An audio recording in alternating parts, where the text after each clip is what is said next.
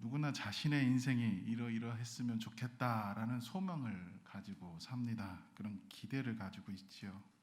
그래서 우리 마음속에는 그런 인생의 계획을 하나씩 하나씩 준비하고 또 그것을 실천해 나갑니다. 아주 어릴 적부터 꿈을 품게 되죠. 그래서 우주 비행사나 또 여배우가 되겠다 하는 사람도 있을 것이고, 또 저 같은 경우는 락스타 가수를 한때 꿈꾸기도 했었습니다. 예, 그런데 안 됐어요. 예, 안 됐다는데 너무 좋아하시네요. 예, 우리는 차츰 이런 어릴 적 꿈들을 현실적인 것과 바꾸어 나가기 시작합니다. 그래서 이런 것들을 꿈꾸죠. 이제 바라던 학교를 갔으면 좋겠다. 또 꿈꾸는 어떤 상대와 결혼했으면 좋겠다. 또 안정된 직장을 다니면 좋겠다. 또 결혼해서 자녀는 몇 명 두었으면 좋겠다. 또 편안한 집, 그리고 수입은 남한테 한턱 쏠 정도로 불편함 없이 살았으면 좋겠다. 그런 이런 식의 소망들을 갖고 삽니다. 그런데 나쁜 상황이 닥치게 되지요. 그 꿈은 하나씩 하나씩 산산조각이 날 때가 있습니다. 그러면서 우리에게 드는 생각은 어쩌면 인생이 꼭 내가 생각하는 대로만은 되지 않는구나라는 것을 하나씩 하나씩 배우게 됩니다. 26살에 외로이 우울증에 걸리겠다라고 소망하는 분은 없을 겁니다. 36세에 내가 암이 걸리겠다라고 하는 분도 없을 겁니다. 그리고 45세에 난 이혼을 2번 하겠다라는 계획을 가진 분도 없을 겁니다. 그리고 불임의 몸이 되거나 장애가 되겠다라고 기대하고 소망하는 사람은 아무도 없을 겁니다. 그럼에도 불구하고 우리가 가졌던 꿈 중에 하나씩은 이렇게 하나씩 깨어질 때가 있습니다. 그리고 그렇게 위기가 닥쳐올 때 우리는 굉장히 혼란스러워합니다. 하나님이라는 분과 좌절이라는 그 두 단어가 함께 도저히 섞일 수 없음에도 우리의 삶에는 두 가지를 같이 받아들여야만 하는 그러한 상황에 노출될 수 있습니다. 우리는 하나님이 어떠한 분인지 압니다. 전지전능하신 분이구나 라는 걸 잘 알고 있습니다. 그런데 현실은 실망과 위기의 아픔으로 가득 찰 때가 많이 있습니다. 저는 기독교라는 그 종교가, 우리가 믿고 있는 그 신앙이 차에 붙이는 스티커 한 장에 그런 한 문구나 티셔츠에 있는 한 문구로 다 설명할 수 없다라고 생각합니다. 왜냐하면 믿음이라는 것은 그만큼 위대하고 깊고 넓고 크기 때문에 그렇습니다. 현실에는 우리가 원하는 답보다는 수많은 질문들을 더 많이 해대고 또 그것에 답을 얻지 못할 때가 많이 있습니다. 왜 이런 일이 벌어졌을까? 왜 이런 일이 이렇게 일어났을까? 왜 하필 나에게 이런 고통이 올까? 그리고 어떻게 해야 할까라는 생각을 그 다음에 이어져 나가죠. 어쩌면 우리에게 희망을 계속 붙들 만한 믿음이 없을 때도 있습니다. 마음을 들여다보면 분명히 하나님이 함께 하시는 것 같은데 그런 믿음이 있음에도 불구하고 우리는 때론 처절하게 외롭고 그리고 외로움에 몸부림치기도 합니다. 우리는 믿기도 하지만 때로는 의심합니다. 충족되지 않은 나의 기대, 그 기대에 대해서 여러분들은 우리는 어떻게 해야 할 것입니까? 우리의 플랜 B, 바로 그 플랜 A가 무너졌을 때 플랜 B가 있습니까? 오늘 어떤 플랜 B를 만나게 됩니다. 오늘 본문에 자신의 계획과 그리고 열심으로 산 한 사람이 보입니다. 바로 베드로입니다. 그는 어부입니다. 그리고 그가 얼마 동안 이 일을 열심히 해왔는지는 성경이 가르쳐주고 있지는 않습니다. 그러나 그가 상당한 시간 이 일을 해왔던 것은 우리가 알 수 있습니다. 그리고 그가 이 일을 굉장히 잘하는 전문가임은 분명합니다. 왜냐하면 야고보와 요한이 이 베드로와 동업을 했습니다. 만약에 베드로가 게으르고 일도 하지 않고 제대로 일을 잘 하지 못했다면 요한과 야고보는 그 동업을 깼을 것입니다. 어부란 일이 그냥 단순히 물고기만 잡아서 먹는다가 아니라 그거를 소금에 절여 염장을 해서 저장하기도 했지만 그것을 팔아서 다른 물건과 교환해서 그 쓸 것을 샀던 것은 우리가 잘 알고 있습니다. 그래서 베드로는 물고기를 잡아서 요긴하게 쓸 일이 있었을 것입니다. 그리고 그가 밤새도록 잡아야만 하는 이유가 있었을 것입니다. 잔뼈가 굵은 어부가 근데 그날 밤 하필 한 마리도 잡지 못했습니다. 어느 정도 일을 하다가 오늘은 안 될 것 같다, 그만두자 하면 될 일인데, 그리고 내일을 기약해서 다시 열심히 해보자 하면 될 일인데 그날 유독 밤새도록 일을 했습니다. 그에게 우리가 알 수는 없지만 꼭 밤새도록 잡아야만 하는 그런 이유가 있었던 것 같습니다. 그에게는 여러 가지 필요가 있었겠지요. 오늘 몇 마리는 식구들과 함께 빵과 함께 먹어야겠다. 또 몇 마리는 곡식과 바꿔야겠다. 또 몇 마리는 돈으로 바꿔놔야겠다. 또 몇 마리는 헌금을 준비해야겠다. 또 몇 마리는 팔아서 빌렸던 돈을 갚아야지. 혹은 밀렸던 세금을 내야지. 오늘 내가 세금을 내지 않으면 세리나 세리장들이 군사들을 데리고 올지도 모른다. 그때 당시나 지금 당시나 우리의 필요, 각자 사람의 필요는 매한 가지였겠죠. 그리고 그날 그는 반드시 물고기를 잡아야 했던 것으로 보입니다. 그리고 식구들에게 얘기했겠죠. 오늘 물고기를 많이 잡아오겠소. 식구들도 많은 기대를 했을 것입니다. 그런데 그의 계획대로, 그의 노력과 그 계획대로 뜻대로 되지 않았습니다. 밤새 파도와 싸워야 했고 추위와 싸워야 했습니다. 그러나 그의 손에는 아무것도 들려있지 않았습니다. 밤을 새서 몸이 무겁게 힘들었지만 또 아무것도 잡지 못한 가장의 마음은 더욱 무거웠을 것입니다. 그때 주님이 그에게 찾아오십니다.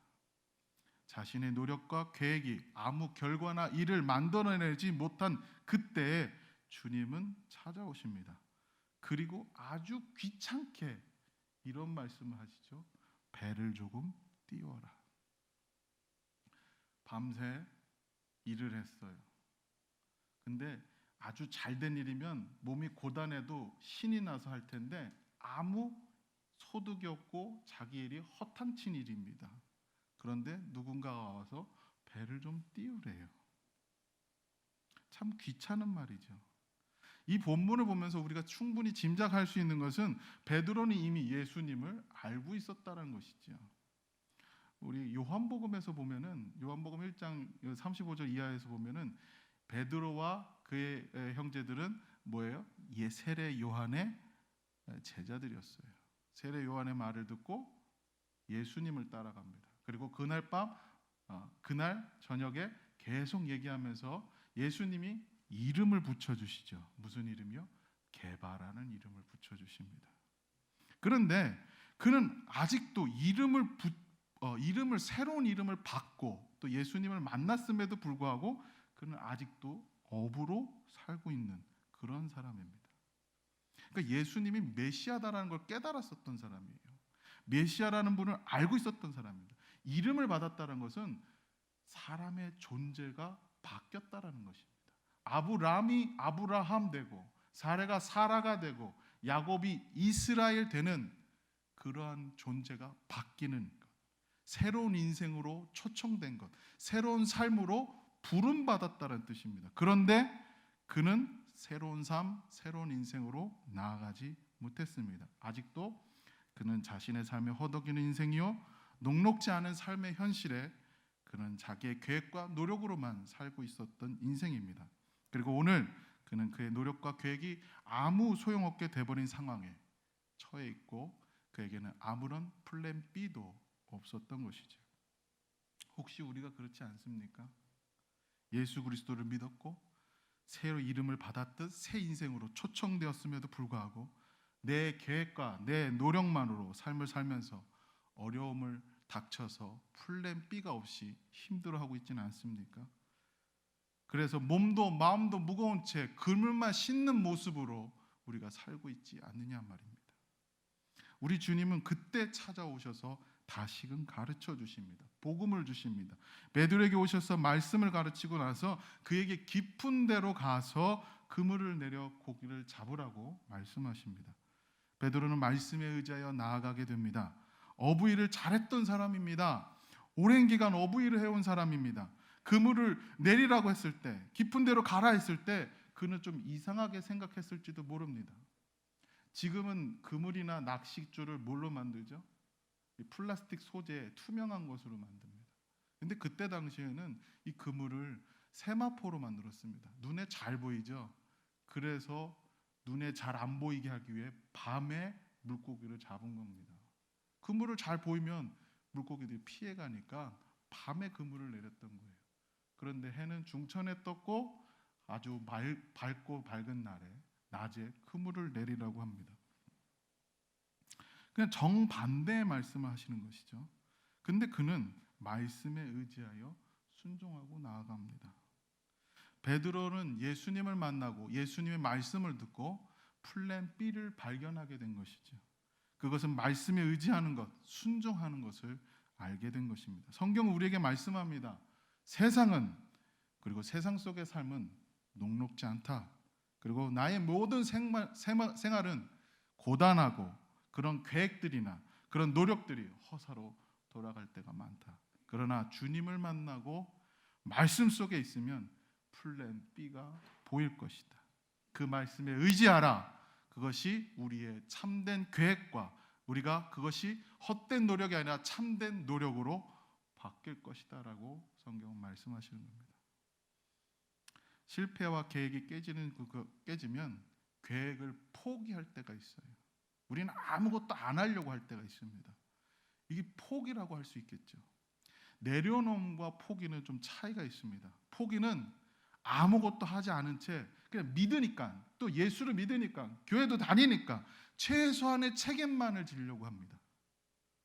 그래서 많은 현대인들이 실패가 많고 사회 억압이 많으니까 점차 뭐만 하려고 해요? 최소한의 책임만 지려고 해요. 주님, 내가 주일은 안 빠지니까요. 헌금도 잘 내니까요. 또 내가 이렇게 어려워도 시간 내서 봉사도 하고 섬기기도 하잖아요. 그러면서 하나님 제발 나를 더 이상 이리 가라 저리 가라 하지 마세요. 그냥 내버려 두세요. 그런 마음으로 신앙생활하는 분들이 있습니다. 굉장히 자기 방어적이고 소극적입니다. 교회 목회자나 교회에서 무슨 정책을 정해서 이렇게 하자 그러면 냉소적이고 염세적으로 변할 때가 있습니다. 왜요? 어느 순간 세상의 풍파 때문에 마음속에 뭐가 있어요? 상처. 그래서 냉소적으로 변하고 염세적으로 변하고 소극적으로 변합니다. 자기 방어적으로 변합니다. 누군가가 그것을 살짝 건드리려고 하면은 먼저 공격하려고 합니다. 왜요? 방어하고 싶으니까. 하던 봉사나 그런 사역들도 그치는 것은 물론 더 깊고 어두운 동굴로 숨어 들어가려고 하는 그런 마음도 많이 있습니다. 교회에도 심지어 떠나기도 하고 그런 공동체를 벗어나기도 하고 아니면 어떤 큰 공동체에 파묻혀서 어떤 큰 교회 무리 속에 파묻혀서 자기가 드러나지 않는 사람으로 살려고 합니다. 그러나 내려놓음은 다릅니다. 나의 계획을 포기하는 것은 동일하지만 소극적이고 자기 방어적인 것이 아니라 주님의 계획, 주님의 계획을 다 이해하지 못하더라도 그것에 따라가고 신뢰하는 것입니다. 하나님의 음성에 부르심에 민감하게 반응하는 것입니다. 우리는 그것이 처음부터 잘 되지 않아요. 잘 되지 않아요. 들어오실 때 보신 분은 아시겠지만 저에게 16개월짜리 아이가 있습니다. 이 녀석 말을 너무 안 들어요. 얼마 전에는 TV를 보다가 저쪽에 부엌 쪽에서 퍽 소리가 나서 봤더니 이 녀석이 엄마가 담가놓은 고추장 이만한 거를 들어서 던졌습니다. 산산조각이 나서 2년 동안 먹을 고추장이 다 없어져 버렸어요. 엄마가 화가 나서 또 다치지 않았는지 살펴보면서 이제는 안도감이 드니까 뭐가 생겨요? 분노가 일어나서 엄마가 이렇게 담가놨는데 이렇게 하면 돼? 했더니 16개월이 하는 그 아이가 하는 짓이 뭐냐면 외면을 합니다. 이렇게 피해서. 나는 이 상황을 견디지 못해. 이렇게 피합니다. 그런데 조금씩 뭐예요? 훈련이 돼요. 이제 안 돼 하면 알아들어요. 안 돼 하면 알아들어요. 우리도 마찬가지인 것 같아요. 처음에는 순종하는 게 잘 안 됩니다. 하나님이 안 돼, 이 길로 가야 돼 라고 하면은 잘 안 돼요. 그런데 뭘 통해서 알게 돼요? 말씀을 알아가고 주님을 알아가고 이 고난 속에서 더 주님을 만날수록 그 안 돼, 이 길이야 라는 것을 조금씩 알아가게 되죠. 주님은 우리의 해답이십니다. 우리의 길이십니다. 우리는 아직도 나의 계획과 뜻을 고집하고 있는 것은 아닌지 말씀 속에서 주님 앞에 나를 샅샅이 찾아 물어봐야 할 것입니다.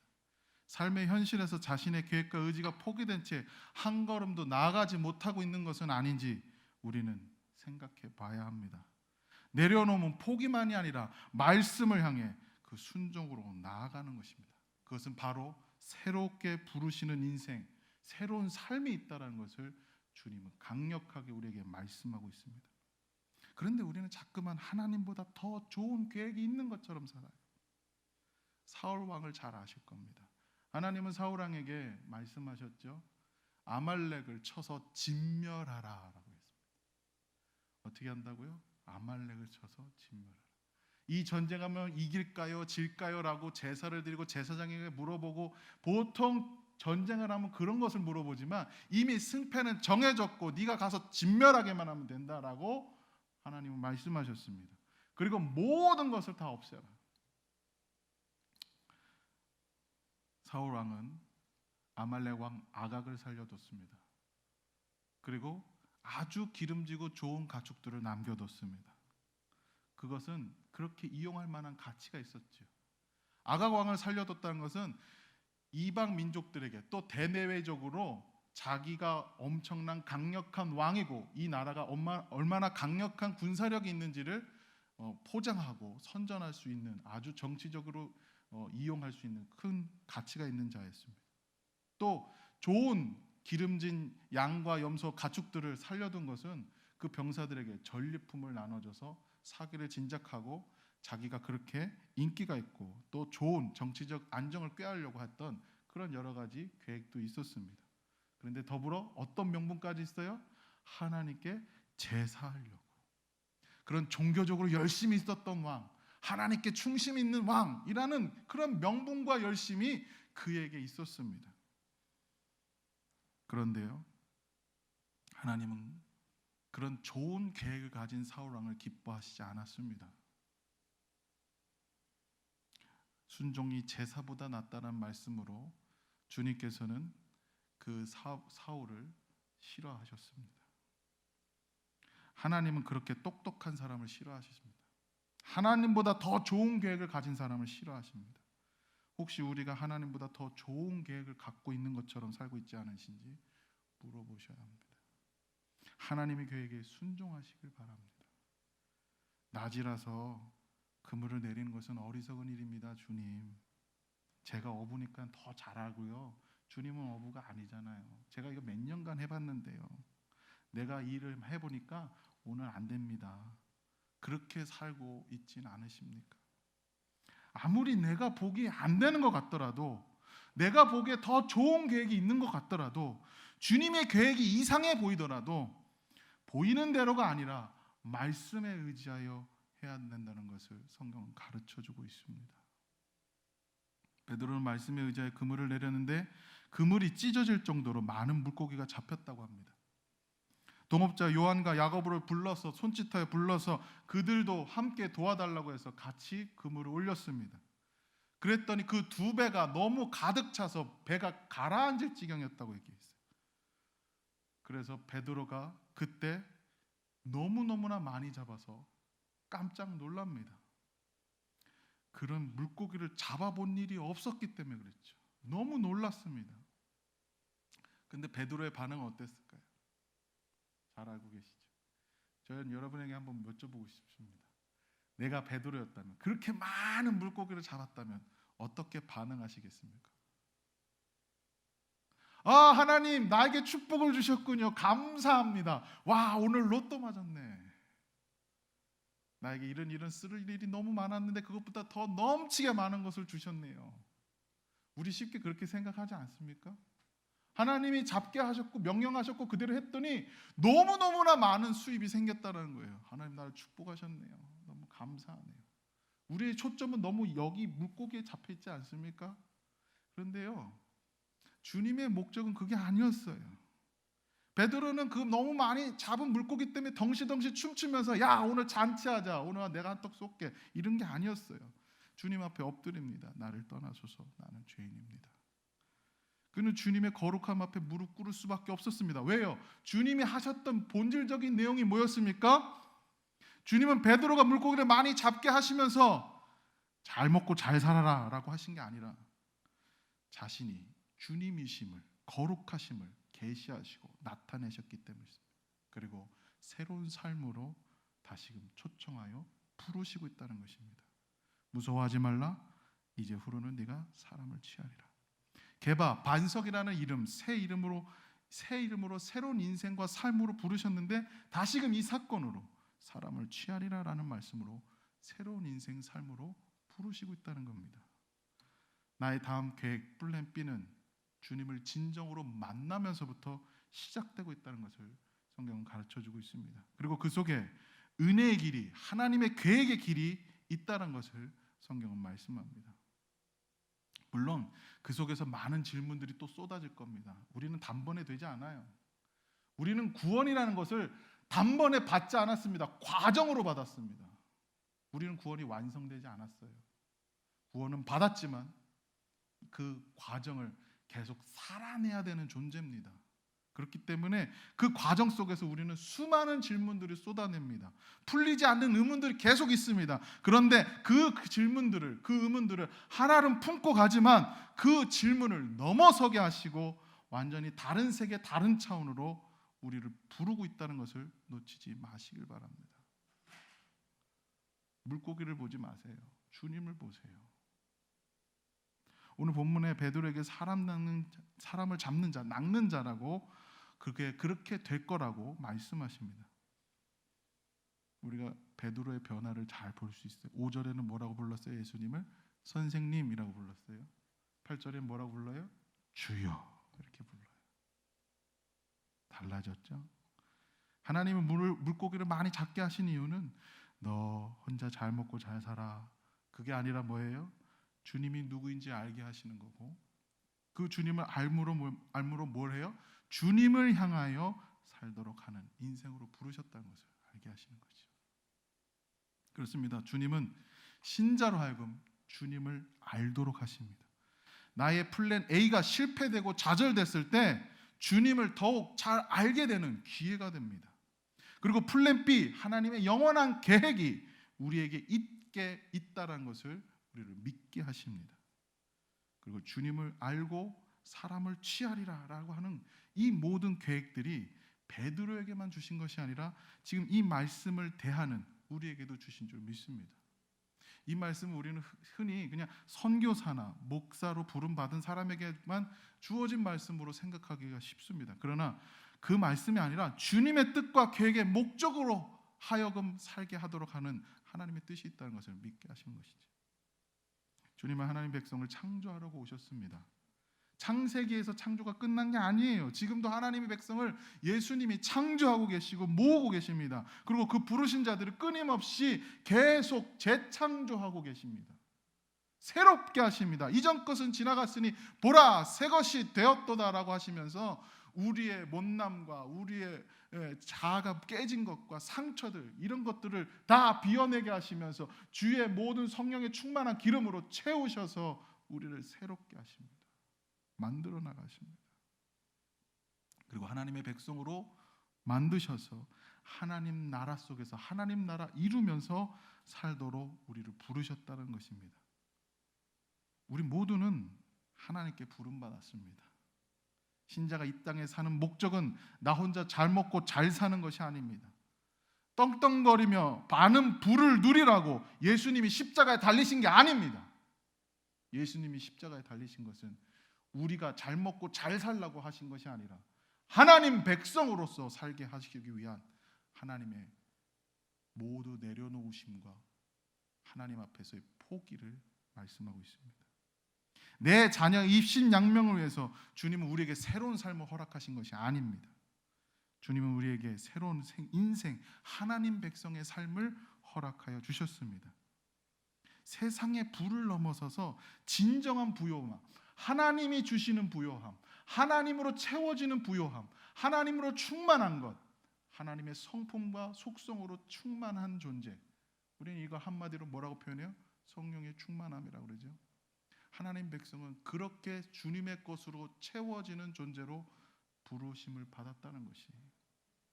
그래서 이 백성은 단순히 그냥 전도하고 선교하자라는 말씀의 정도가 아니에요. 그 이전에 그 우리의 삶의 근거가 주님으로부터 시작되었고 그 목적이 주님의 계획으로 나아가야 하는 하나님 나라를 받아 누리는 하나님의 참다운 백성으로 부름받았다는 것입니다. 베드로는 모든 것을 버려두고 예수님을 따랐다라고 성경은 말씀합니다. 신자의 근거의 삶의 목적이 바로 이와 같아야 한다고 성경은 말씀합니다.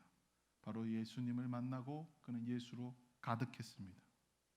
베드로와 동업자 야고보와 요한 배까지 가라앉을 정도로 만선이 된 것을 다 포기하고 내려놓은 겁니다. 만선이 되면 얼마나 수익이 될까요? 지금의 배들은 굉장히 커서 원양어선이 한번 나가서 만선이 되면 어마어마합니다. 우리가 생각하지 못한 큰 돈이 생깁니다. 그러나 이때 작은 배도 만선이 되었다. 그때 만선도 배가 가라앉을 정도의 만선이라면 베드로와 야고보, 요한은 한동안 일을 하지 않아도 될 만큼 큰 수익이었을 겁니다. 근데 그 일도 내려놓습니다. 그 배도 내려놓습니다. 모든 걸 내려놓고 예수님을 따릅니다. 이 말씀은 우리의 전 재산을 다 드려 하나님께 헌물하라, 헌금하라 그런 얘기도 아니고 우리의 직장을 그만두고 신학교 들어가서 목회자가 되라 이런 얘기도 아닙니다. 가족을 버리라는 얘기도 아닙니다. 예수님의 따르는 삶은 지금까지 세웠던 삶과 전혀 다른 방식의 주님의 뜻과 계획에 따른 삶으로 살아야 된다라고 성경은 말씀하시는 거예요. 우리에게 다음 계획이란 없습니다. 다음 계획은 주님께만 있습니다. 우리 주님은 우리를 그렇게 부르시고 복 주시고자 우리를 그렇게 부르셨습니다. 우리는 그 계획을 믿고 항복하고 고백하고 응답할 때 주님이 그 부르시는 은혜가 진짜 은혜다워지며 그 속에서 살아가는 노력이 진짜 참 노력이며 그 은혜가 참 유효해지며 우리의 신앙이 한 단계 성숙해지는 것임을 성경은 말씀합니다. 나의 플랜 A가 좌절되었다면 지금 이때 주님을 더 알아갈 때인 줄 믿습니다. 지금 우리가 겪고 있는 고난 중에 가장 큰 고난이라고 생각하는 것이 무엇입니까? 전 세계적으로 코로나19입니다. 학교도 못 가요. 회사도 잘 못 가요. 경제적인 활동도 안 됩니다. 병원도 무서워서 못 가요. 우리 아기가 예방접종을 해야 되는데 병원에 갔더니 아무도 없어요. 의사, 간호사, 우리 아무도 안 와요. 병원도 안 돼요. 병원 의사가 나와서 이렇게 얘기해요. 애들이 어린이집도 가고 감기도 걸려야 이런 말 하면 이상한데 애들이 아파야 우리가 살아요. 애들이 아파야 병원이 돌아가요. 물론 이상한 얘기지만 병원도 못 가요. 학교도 못 가요. 직장도 못 가요. 우리가 연초에 시작할 때 각자 개인 마음속에 계획했던 플랜 A들이 있었을 것입니다. 그리고 나는 이렇게 어떻게 해야겠다라는 소망도 있었을 것입니다.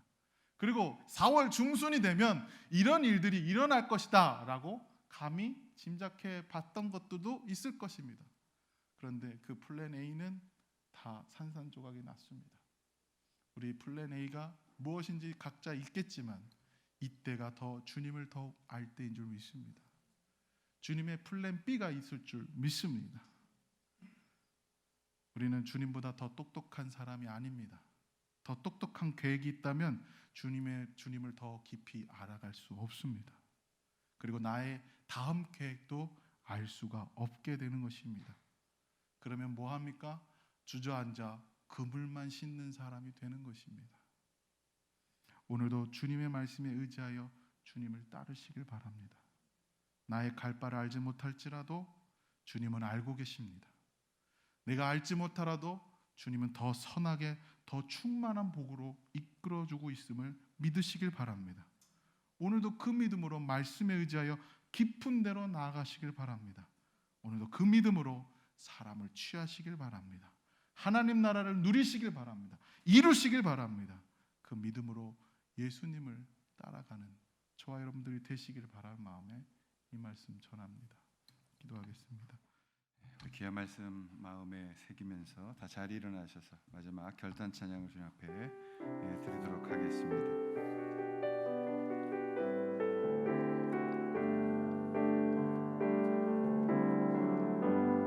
마음속에 어려움이 있을 때, 마음속에 어려움이 있을 때, 마음속에 어려움이 있을 때 주님 내게 먼저 오사 내 마음을 만지고 주님 앞에 나올 수 없을 때, 주님 앞에 나올 수 없을 때, 주님 앞에 나올 수 없을 때 주님 날 먼저 안으시네. 그럼에도 불구하고 날 사랑하시는 내 하나님의 사랑은 나의 모든 걸 덮고,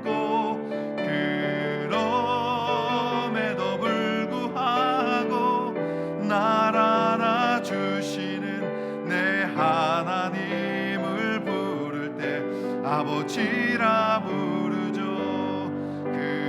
그럼에도 불구하고 날 사랑하시는 내 하나님의 사랑은 나의 모든 걸 덮고, 그럼에도 불구하고 날 안아주시는 내 하나님을 부를 때 아버지라 부르죠.